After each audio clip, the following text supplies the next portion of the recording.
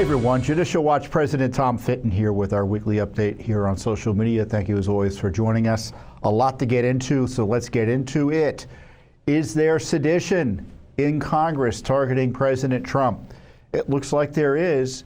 Of course, the media is defending the outrageous video that was posted by Democrat members of Congress, essentially encouraging the military to engage in a mutiny and disobey orders of President Trump.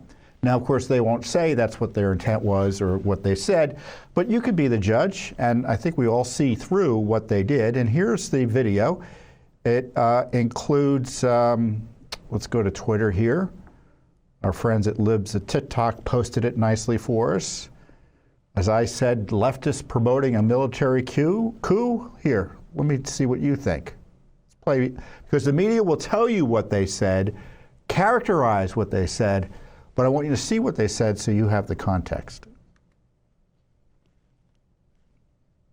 I'm Senator Alyssa Slotkin. Senator Mark Kelly. Representative Chris Deluzio. Congresswoman Maggie Goodlander. Representative Chrissy Houlihan. Congressman Jason Crow. I was a captain in the United States Navy. Former CIA officer. Former Navy. Former paratrooper and Army Ranger. Former intelligence officer. Former Air Force. We want to speak directly to members of the military And the intelligence community. Who take risks each day To keep Americans safe. We know you are under enormous stress and pressure right now. Americans trust their military. But that trust is at risk. This administration is pitting our uniformed military, And intelligence community professionals. against American citizens. like us. You all swore an oath. To protect and defend this Constitution. Right now, the threats to our Constitution aren't just coming from abroad. But from right here at home. Our laws are clear.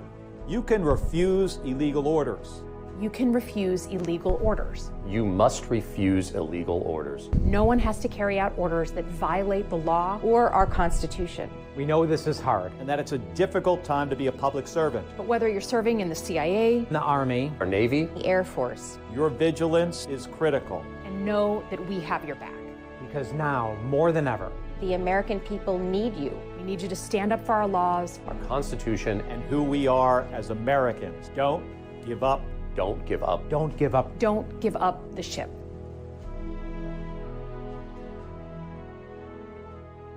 How on earth is that not encouraging sedition? They're not fooling anyone.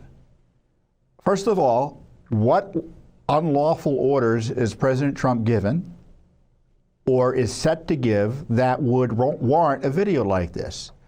What they are implying quite directly is that lawful orders that they don't like, Democrats or leftists or progressives, whatever you want to call them, should be ignored by our military, should be ignored by civilian intelligence officials. So if this isn't a sedition or calling for effectively a military coup, I don't know what you would do other than being more direct in doing so. So in my view, they're fooling no one. It's certainly encouraging in a dangerous fashion sedition against the president, mutiny, whatever you want to call it. And they are using their status as veterans to provide, I think, dangerous and bad faith advice to members of our military. And I just can't believe they think that's appropriate. So what is the response?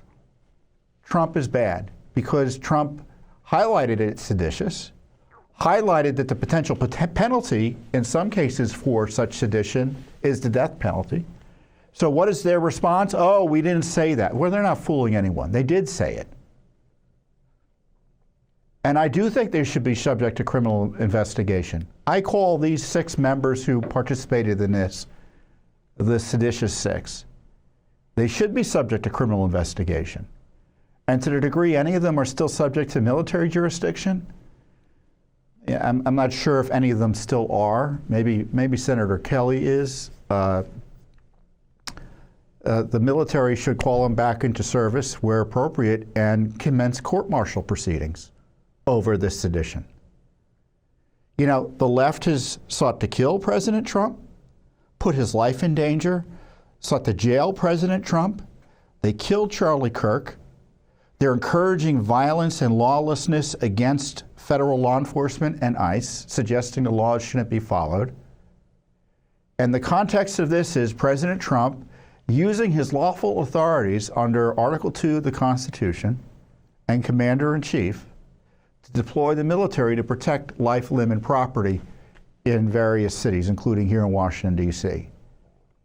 And they simply are echoing the left's malicious defamation that that's unlawful and it's somehow inappropriate, when in fact it's perfectly reasonable under the law and given the conditions taking place and the threats to the public safety and federal law enforcement in these various left-wing controlled cities.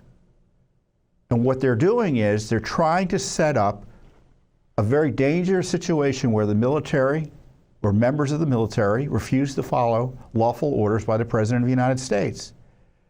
And you're not fooling me by pretending them to be unlawful. Do you expect them to come out and say, you should ignore President Trump's orders, whether they're lawful or not? No, they're not going to say that. They're going to couch it in the terms they did. Watch that video again and tell me if you believe that there was a completely innocent recitation of what the law is as to the rights of the military to follow only lawful orders. They're fooling no one. So what is happening now? They're complaining to the U.S. Capitol Police that Trump threatened them.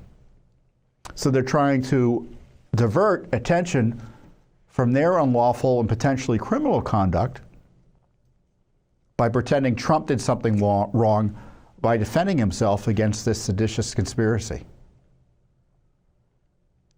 So and I'm not going to bore you with the law. You can, these days, you don't need me to tell you how to look up what the laws at issue here are, potentially. But just so you know, there are civilian laws, meaning laws that cover those of us in the civilian world, both criminal laws about this type of behavior. And if you're in the military,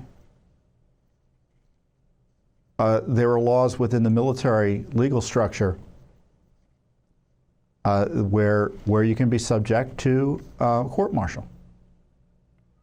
And I think I think all of that should be pursued. So I'm not going to pretend to ignore my eyes, right? You know, it's like, who are you going to believe, me or your lying eyes, right? I see what they did. You see what they did. And indeed, they're kind of trying to run away. Oh, we didn't mean he had done anything unlawful. We're just worried about what he might do in the future. What might he do in the future that requires you to encourage essentially military resistance to civilian control of our armed forces? I mean, I keep on talking about this coup that's been taking place, and it's been a long, slow-motion coup against our republic, and its most significant iteration has been the targeting of Trump. And here we just saw it this week. This is a dangerous situation for America when you have politicians gambling with lives. Are they suggesting, for instance, that lawful orders, because this is the position of many on the left, and many people disagree with, I think what he's done has been perfectly appropriate, his taking out these drug smugglers, these drug runners on the high seas. So if someone decides it's not a lawful order to pursue this, how's that going to work? Who's going to be placed in danger in those circumstances?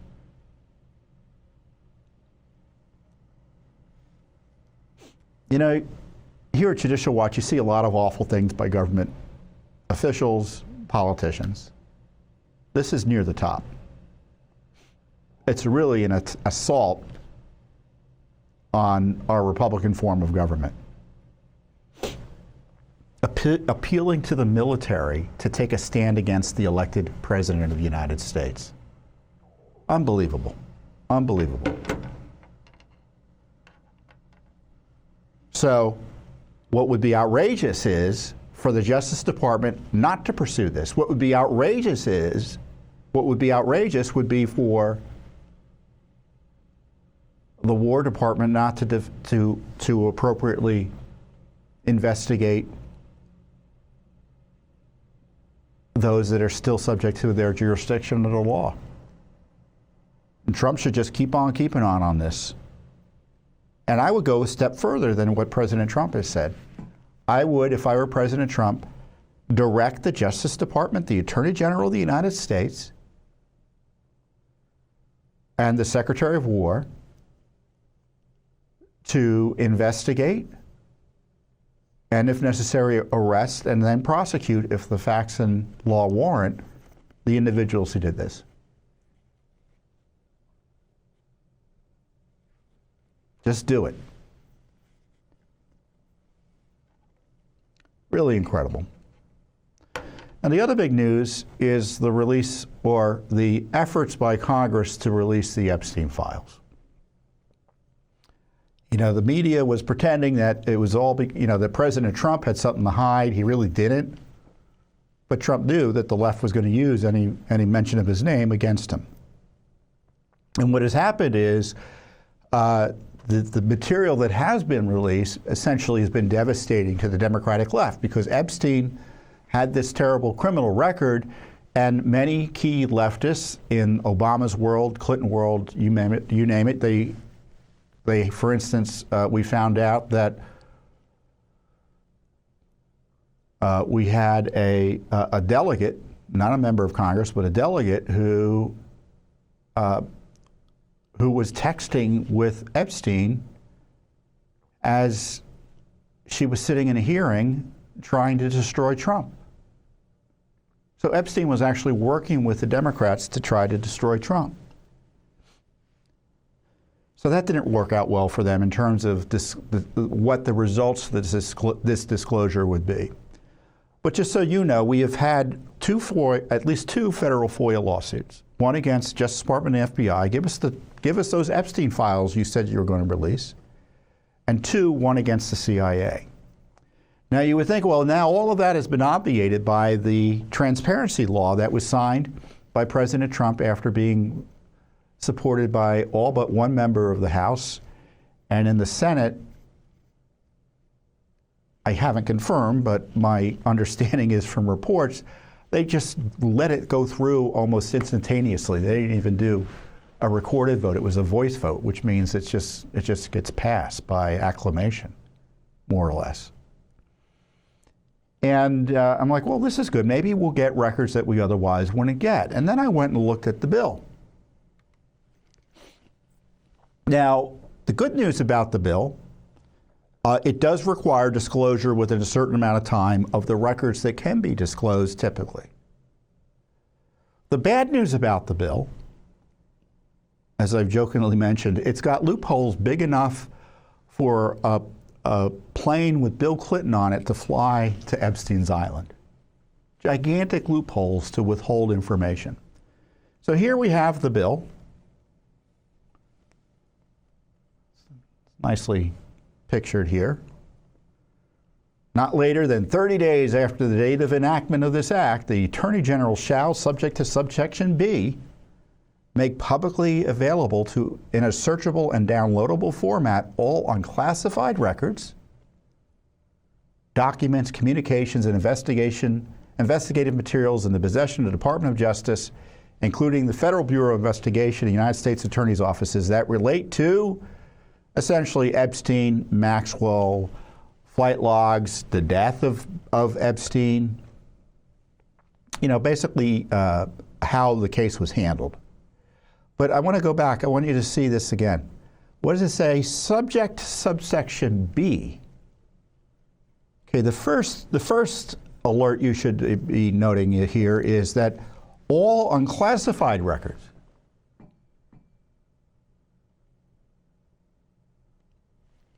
What's the mirror of that? You can withhold classified records. But it gets worse. And this is subsection B. So all the records subject to in compliance with subsection B, which has all of these not disclosure requirements, but secrecy protections. Records that contain personally identifiable information of victims or victims' personal and medical files and similar files for the disclosure of which would constitute a clearly unwarranted invasion of personal privacy. That depict or contain child sexual abuse materials as defined under law. I guess there's no objections to that.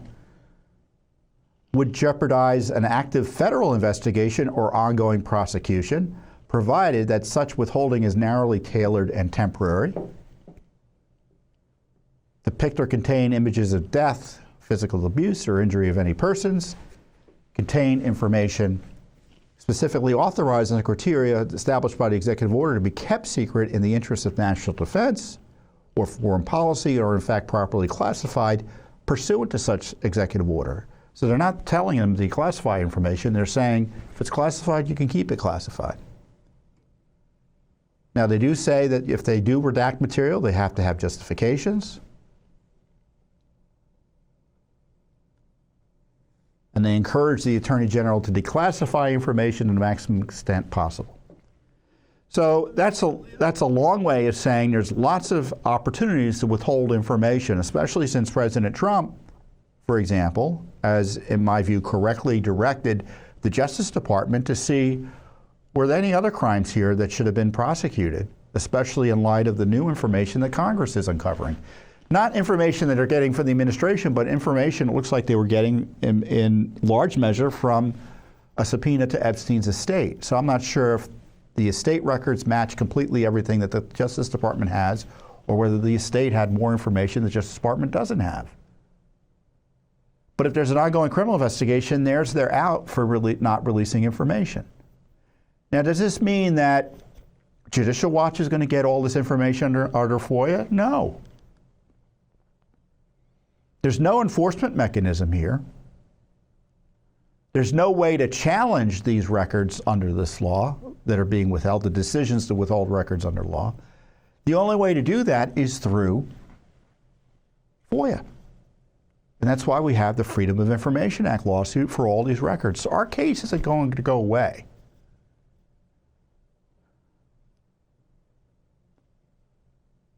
In many ways, this law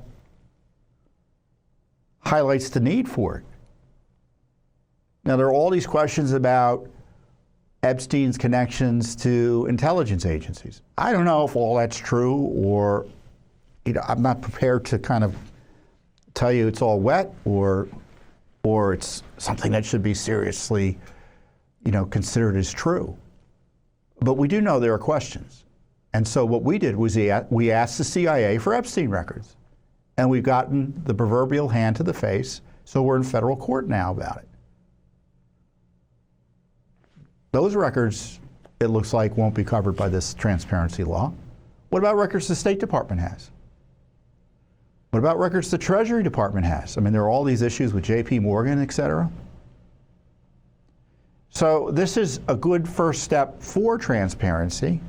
I'm glad to see Congress take significant steps for transparency. This is the most significant transparency law passed in a long time. But there's more to be done, and Judicial Watch will do it. Well, actually is doing it.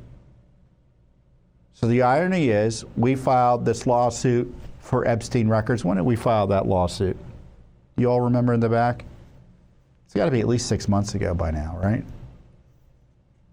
I think it was March. Yeah, back in March or April. Not one record has been turned over to Judicial Watch. Not one record. Now, hopefully we get more records through this process. But if they're redacted, we still may have to challenge the redactions. We can't do it under this law, but we can do it under FOIA.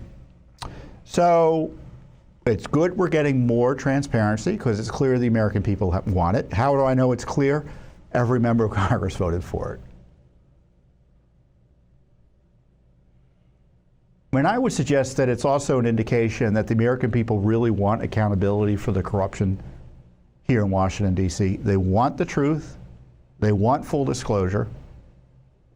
And Epstein is kind of like, is not kind of like, is Exhibit A. The interest in getting those records out is Exhibit A. Because in this case, they see a person who engaged in terrible conduct seemingly getting a slap on the wrist. Many people think it was a slap on the wrist. Goes to jail, and he gets out after committing essentially sex crimes. And what happens? He's treated as if nothing happened by top Obama officials, etc.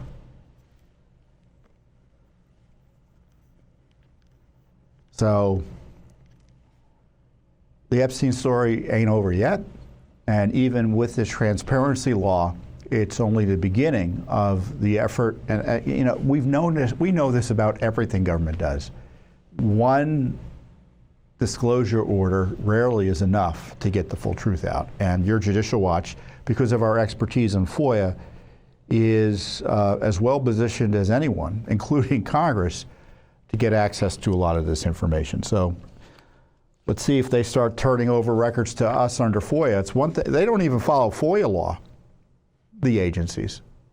I mean, when I say we had to sue to get records, what that means is, in this case specifically, the Justice Department and the FBI are not following FOIA law. The two agencies charged with enforcing the rule of law are violating it on the key matter of transparency for their own potential misconduct and areas of public interest that have significant, well, actually, areas of public interest that they promised to be more transparent on. So the Epstein transparency law is good, necessary, but not sufficient. And it's not all that it's cracked up to be. Well, speaking of transparency, we have this new important case that we filed against the FBI. Actually, we technically filed it against the Justice Department. And because they don't want, the FBI doesn't like people to remember this, but the FBI is not a separate agency for the Justice Department, legally speaking, because you can't sue the FBI, you sue the Justice Department to get FBI records. And Dan Bongino, who's the Deputy Director of the FBI, and Kash Patel have been talking about the fact that they uncovered that there were documents in burn bags that were placed in a secret room that no one knew about that contained potentially key information related to the various lawfare and abuses of power and the cover-ups related to the Clintons, the Russiagate, et cetera, et cetera. And some of that material has been released, I think. So some of that may be in the Arctic Frost material or memos that I've talked about previously here on this program, but not all of them.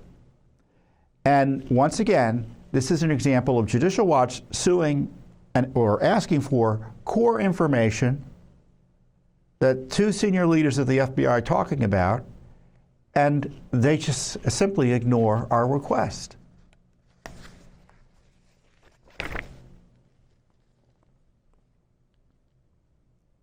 And this is what Dan Bongino wrote in a X post about a Fox News interview. Let's go to the post. We can bring that up and see what Dan wrote. The FBI just discovered that James Comey had a whole room of secret documents. We found it in bags hiding under Jim Comey's FBI. You're going to be stunned. Well, it looks like those bags are actually Ray's FBI. And this is what he said on that broadcast. Well, maybe I'll just play it. Why don't I just play it? It's only a minute, right? Luckily, there. To the beginning. You read the stuff that's coming out. Does he still have loyalists in the building? Because when I hear the FBI director saying, you guys are finding boxes that are hidden, okay, How does that happen in the Bureau? Well, we were there a couple of weeks, and luckily there were a lot of people up there who grabbed us by the arm the minute we came in and said, thank you for being here. You know, we need to talk. There are people there who are really horrified at what happened. And there was a room, and we found stuff, a lot of stuff. A hidden room. I wouldn't call it hidden, but hidden from us at least, and not mentioned to us. And then we found stuff in there, and a lot of it's from the Comey era, and we are working our damnedest right now to declassify. And just so you know, because I get the public, I totally understand people saying, well, do it now. The process is not all the information is ours to declassify. Some is other intelligence agencies. It's not, we literally can't do it. Once that gets done and that gets out there and you read some of the stuff we found that, by the way, was not processed through the normal procedure, digitizing it, putting in FBI records. We found it in bags hiding under Jim Comey's FBI. Quickly, you're going to be stunned. The shells. So there you have it. So what's in the burn bags, right?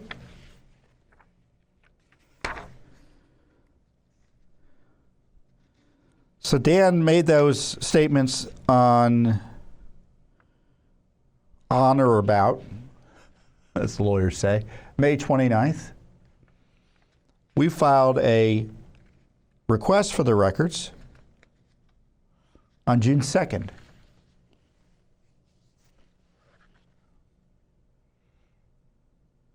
And again, we got the hand to the face from the FBI. They said, we got your request. Oh, by the way, here's the number so you can track it. And it's been radio silent since. We asked for all documents referenced by Deputy Director Dan Bongino as having been discovered in a room hidden from us and not mentioned to us, discussed in that interview I highlighted for you. All internal FBI communications among officials in the offices of Kash Patel and Dan Bongino related to the discovery. All directives sent to officials in the offices of the director and deputy director regarding the handling and disposition of documents. So give us the documents, right? And give us documents about your handling of the documents. Straightforward FOIA request. They have ignored us. We've had to sue Kash Patel's and Dan Bongino's FBI for hiding records that they say was evidence of remarkable corruption, which I agree with. I don't agree with the withholding, but I agree with their analysis. And, you know, since we had asked, you know, we just based our request on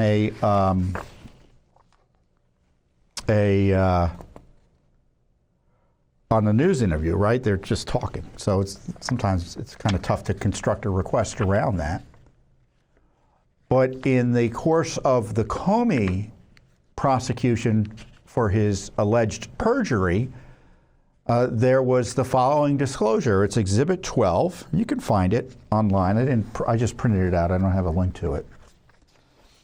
And it's Exhibit 12 in a court file from November 3rd, 2025. I'm pretty sure it's in the Comey case. You know, the great thing about the internet now is that all these cases that you hear about and reading and learn about online, you know, it used to be you had to rely on the left media to disclose to you what they say, what filings say and such. And when it comes to filings involving conservatives or the Trump administration, whatever, you obviously can't trust them. And it's usually a lot more interesting what's in the documents than what the media discloses, especially given their craven bias and ideological hatred and hostility to anything conservative and certainly anything that triggers their Trump derangement system. So I encourage you to go online and look at these dockets. They're widely available. You could go to a website like Court Listener and you can do USA versus Comey, for instance. Type that in, it'll pop up and you can see the entire docket and generally what's available publicly. So it's just great. That's what I did. Well, maybe I did I did this. I went over to Court Listener and pulled down this exhibit. And I thought it was very interesting in light of Dan's specific comments a few months ago.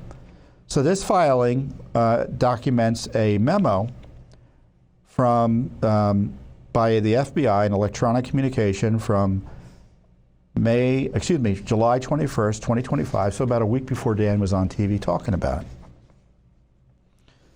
So to sum up, they basically found out about this room. And I want to read you the portion of the document that describes in part, or itemizes, it looks like in part, what they found in the room. Okay, so here it is. Among the records found were many related to the FBI's Mar-a-Lago search. So the raid on Trump's home that was unprecedented and abusive beyond all measure. The January 6th Capitol breach. The Crossfire Hurricane investigation, which was the Russia scam, trying to destroy Trump through prosecution and impeachment, as well as a copy of the classified appendix to the John Durham Special Counsel investigation, which was recently declassified, in part, which showed additional outrageous conduct by Brennan and company in terms of height of essentially disclosing that he lied over whether or not he supported putting in fake information about Russiagate in an intelligence assessment that was widely distributed in order to destroy Trump. What else? Moreover, an additional record discovered as part of this management review process, so they did a kind of a review process, and long story short is they found these records, was an original referral by the Central Intelligence Agency to former Director James Comey, known as a counterintelligence operational lead. This counterintelligence operational lead is believed to have been missing for several years and was dated September 7th, 2016, and contains certain intelligence related to the 2016 U.S. presidential campaign. The CIOL, the Counterintelligence Operational Lead, was found in a storage closet adjacent to the director's office and was subsequently transported to the 9582 SCIF. Director Comey previously testified before the Senate Judiciary Committee that he was unfamiliar with this document as well as its related intelligence. So it looks like this material was placed in this room around the time Trump was coming into office again. And that reference to that document, I believe, if I recall correctly, is about the fact that they all knew that they had significant intelligence that Hillary was making up the Russiagate scandal allegations against Trump in order to distract from her email corruption. Now, it was obvious to anyone with a brain that was going on as it was happening, but you'd be surprised not many people have brains here in Washington, D.C., so it was probably just Judicial Watch calling attention to it at the time, as I recall. But they had intelligence that the Russians believed that this Russiagate stuff was all Hillary just making crap up in order to protect herself and make it harder to put her in jail. So this is pretty hot stuff, and it's been hidden from the American people. Some of it has been disclosed, as I suggested, but not all of it, and we don't know what else is in there. And that's why we filed a Freedom of Information Act lawsuit to get the full truth and to get a full accountability or fuller accountability on all of these issues. The raid of Mar-a-Lago, et cetera, et cetera. Russiagate. We asked for these records back, as I said, in June. It's now almost December, coming on Thanksgiving, and nary a peep from the FBI in turning this information over to us. And I don't think there's any good excuse for it. I don't. They certainly have the capacity. And when they say they don't, they're not being honest. When it comes to disclosure, the government, and practically speaking, the federal government has infinite capacity to disclose information. It's just a matter of political will to get it done. And if President Trump is watching this, he should ask and demand that everything that can be released under law be released. Err on the side of transparency, full transparency, maximum transparency. Go on a transparency tear on all of this. Because as I've noted earlier, I'm concerned that it's getting too late in the day to do significant prosecutions on this.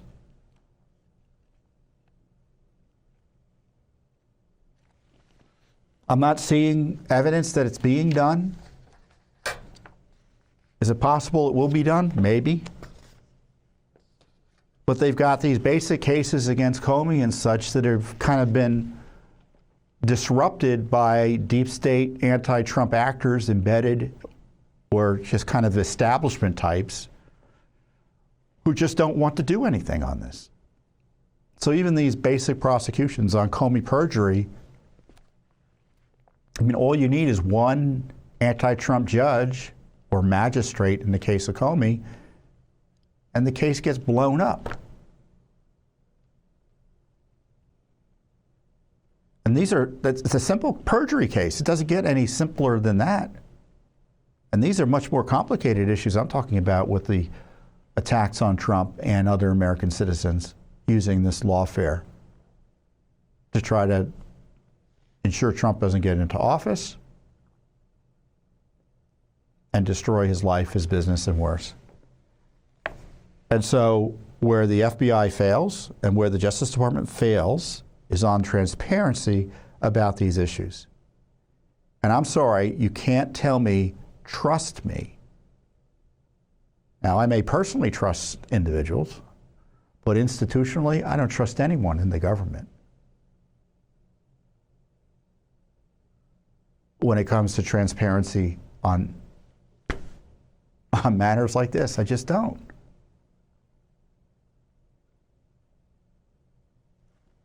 And even if we did, we'd still sue just to ensure that we reserve our rights and get all the information that they can get it to us. So I'll let you know if we get anything else. But, I mean, it's just one of probably dozens of lawsuits on the lawfare targeting Trump. And you may not want to hear this, but largely the Trump administration under the Justice Department has been no more transparent than the Biden administration. It's true. Now, there has been additional transparency to Congress, but under FOIA, it's as bad as it's ever been. And that's just disappointing, to put it mildly.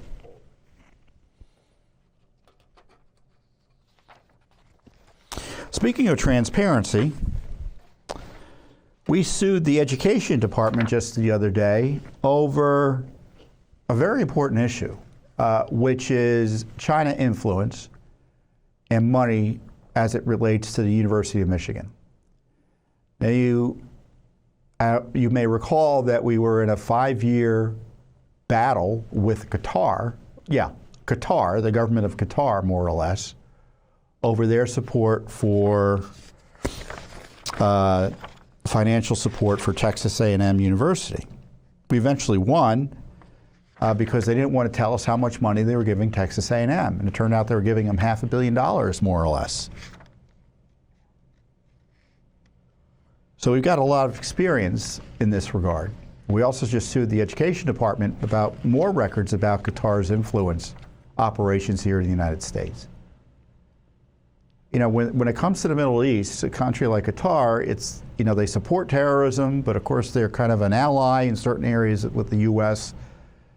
So it's kind of, I mean, I guess in the end, we have to remember they're a foreign government that had, the most charitable interpretation is, they're a foreign government with interests that sometimes align with the United States and often don't. And that's why we have an interest in figuring out if they're messing with our institutions here. Now, what do you think about China influence here in the United States? Do you want to know if they're giving money to the University of Michigan, for example, and activities with other universities and institutions here in the United States? A lot of money sloshing around in these United States tied to foreign interests. Now, is it all illegal? No. But when they're involved with a university like University of Michigan, the American people have a right to know. So we sued here in D.C., the Education Department. Again, we asked back in June. Now, the Education Department's largely being shut down, which is good riddance to that. But I still hope they have some FOIA people over there that they can respond to our requests. All records of funding received by the University of Michigan from the government of the People's Republic of China, the Chinese Communist Party, any Chinese national or associated entity, including records created or received by the department pursuant to Section 117 of the Higher Education Act of 1965, which is the portion of the federal law that requires reports of such monies to the federal government. All records and communications between any official Department of Education and any official Department of Justice or any component thereof regarding the University of Michigan's Molecular Plant Microbe Interaction Laboratory. I'm going to read that one more time. Maybe I'll bring it up here so you can see it.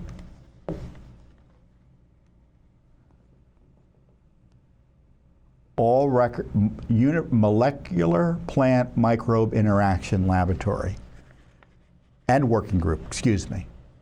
Now, do I need to tell you that that title suggests you don't really want Chinese nationals working there generally or without wild scrutiny?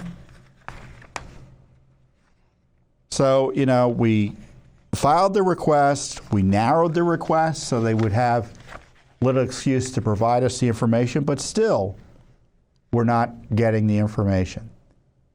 And there's a there because in January 2025, University of Michigan announced it was ending its partnership with a prominent Chinese university a few months after 5 Chinese students in a joint program were charged with lying to the feds about suspicious activities outside a remote military site.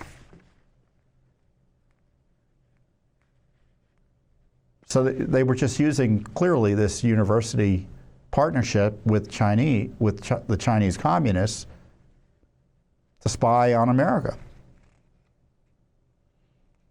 And then in June of 2025, you read it down, you can look at it. This is well worth focusing on. 2 Chinese nationals, Yongqing Zhan, a postdoctoral researcher in the University of Michigan's Molecular Plant Microbe Interaction Laboratory, and Zunyang Liu, her partner, were charged with conspiring to smuggle a fungus considered to be a potential agro-terrorism agent into the United States. Zhen later pled guilty to smuggling and making false statements and was sentenced to time served. Liu was stopped at the Detroit Metro Airport in 2024 with concealed fungal samples and later deported.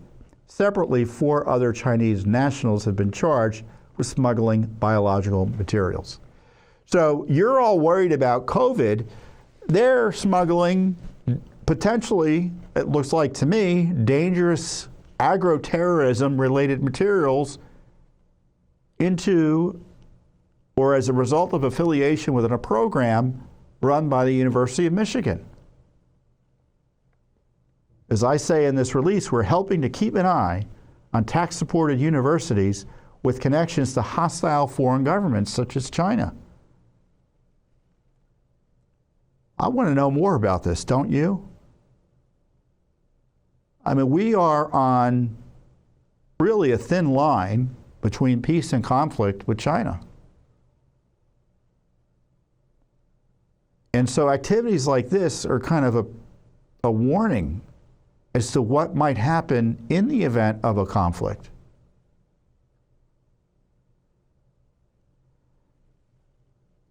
I mean, you think COVID-19 was bad? What if our agricultural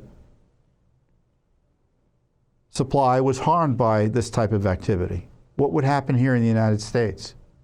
I don't even want to contemplate it.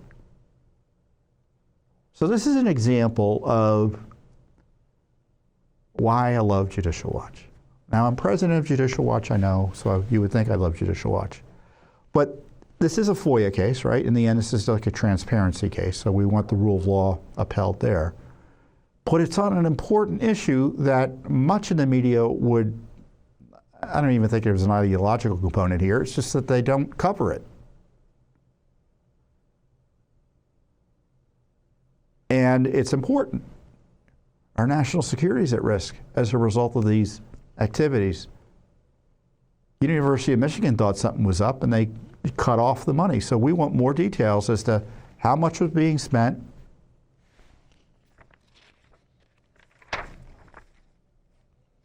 especially as it relates to this sensitive program. So I'll let you know if we get anything.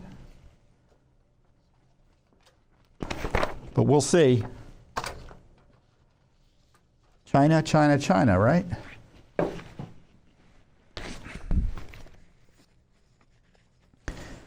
So we have another important case.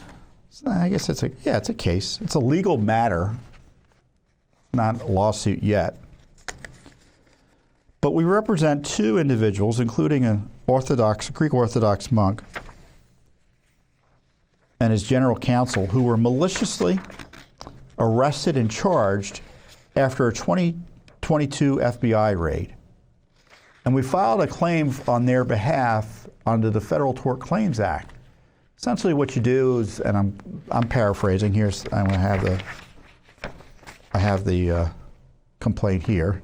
You can see it. I think we linked to it on the website. Let me see if we did link to it. You can always go to judicialwatch.org to look at the press releases I'm talking about. Yeah, there it is. Federal Tort Claims Act claim. So here it is. I'll pull it up. Let's do view. Sean O'Donnell, our senior attorney, filed it on behalf of Father Brian Andrew Bushell and Tracy Stockton. And essentially, what happened to them, no American should go through. It was the result, in my view, of anti-Christian bias, abuse of power, like you wouldn't believe. Essentially, they were raided early in the morning. They were arrested, smeared, falsely accused. Essentially, the FBI said, oh, you're not really a monk, even though he clearly was a monk engaged in religious activity, and they had every reason to know he was. Falsely accused him of messing with COVID money, and they let him twist in the wind for a year under the Biden Justice Department before they threw all the charges out or just didn't pursue them because there was no evidence anything wrong had been done. So we filed a claim on their behalf, our attorneys did, and depending on how the claim is handled, once the certain time frame goes by, a lawsuit can be filed over this abuse by the Biden Justice Department and the Biden FBI. So it wasn't just folks like Trump who were targeted. There was kind of this crazed, vicious anti-Christian approach that saw a Christian monk arrested. And they had contempt for him.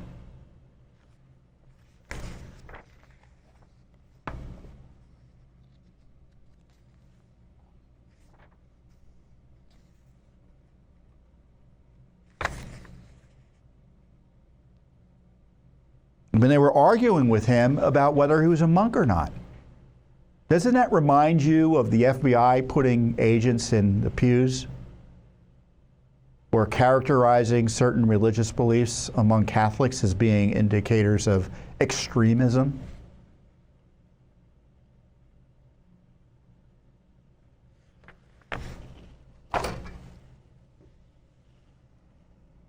And wait till you hear about the U.S. attorney who was involved in this. She was up there for a year. Biden appointed her. She got in by the skin of her teeth. It was a 50-50 vote.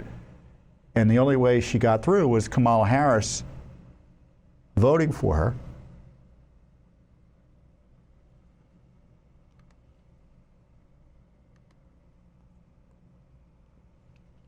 Father Bushell, Tracy Stockton, and the Shrine of St. Nicholas the Wonder Worker, St. Paul's Foundation, the Annunciation House, and the Marblehead Brewing Company, which was, I guess, a project of the religious operation up there, the church. Victims of the acts of federal government employees acting in the scope of their official duties suffered economic and non-economic damages as a result of the intentional acts, including malicious prosecution, false arrest and imprisonment, assault and battery, and intentional infliction of emotional distress. And this was a result of by federal agents who participated in the preparation or execution of the warrants on October 13th, 2022.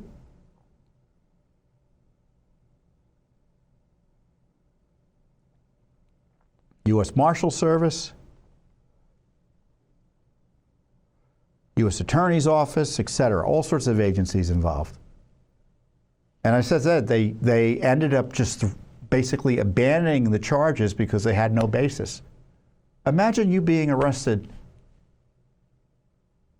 Imagine your local priest or pastor was arrested and they came and said, well, you're not really a priest or pastor, even though you've been running a parish or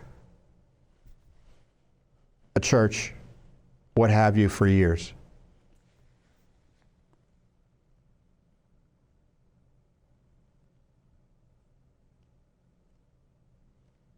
And this is the classic. The attorney, U.S. attorney, under whose authority this abuse was conducted, had to resign because, by all accounts, she was a crook. Rollins, her name was Rollins, was publicly reprimanded by state bar regulators in 2025 for violations outlined in a 2023 Justice Department report that found Rollins improperly attended a Democrat fundraising event in her capacity as a prosecutor with Jill Biden.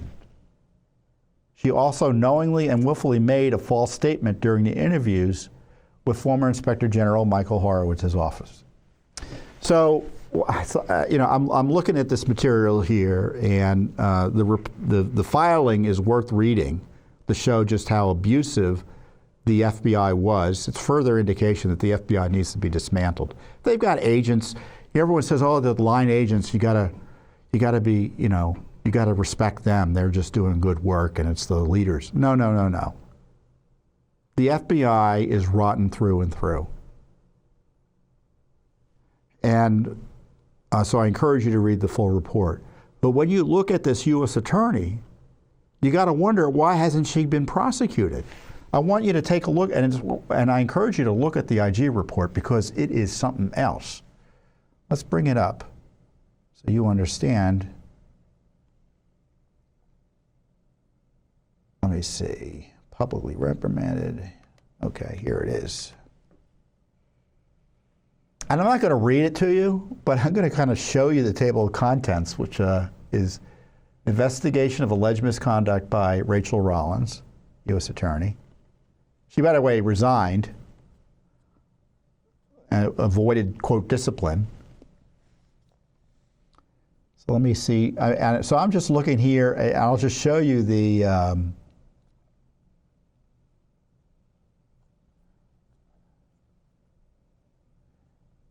so essentially what she did was she sent out materials and leaked information to try to affect an election, lied about it, and it gets even better. So here's the OIG analysis. Rollins used her position as U.S. attorney and non-public DOJ information available to her as a U.S. attorney in an attempt to influence the Suffolk DA election in violation of government ethics standards, department policy, and the terms of her ethics agreement. She violated 18 U.S.C. 1001 by knowingly and willfully making false statements. Rollins lacked candor during her OIG interview about her communications with two reporters, She violated department policy that restricts the political activities of non-career department employees. So that's pretty bad, but it gets even, I shouldn't say better. Look at this section. Additional allegations of ethics and policy violations by Rollins. Rollins discloses non-public DOJ letters about potential civil rights matters to the media. Okay? That's A. B. Rollins solicits and accepts 30 free Boston Celtics tickets to give to youth basketball teams in connection with an MA-USAO Project Safe Neighborhoods event. Rollins offers Boston Celtics tickets to the championship teams in a tournament. She contacts the Celtics to obtain the free tickets.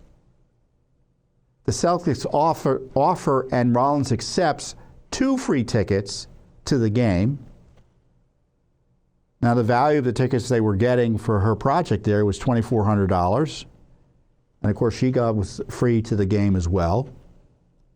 So she goes to the game with a friend using the tickets and takes a photo with the youth basketball group.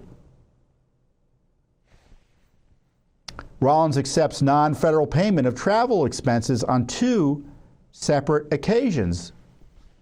So she participates in an invitation-only summit in California, gets paid by a third party for lodgings, travel, and meals, goes to a convention. This entertainment agency also pays for her lodging. Just classic great work here. She calls and discusses a case from which she is recused. She called a radio show.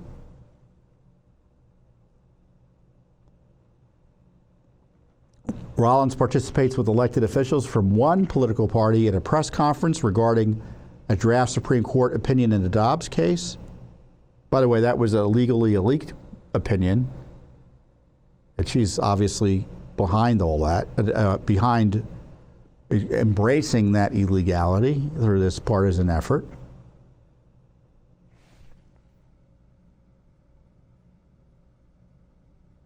And then she kept on doing fundraising for her prior political position after she was placed as U.S. Attorney.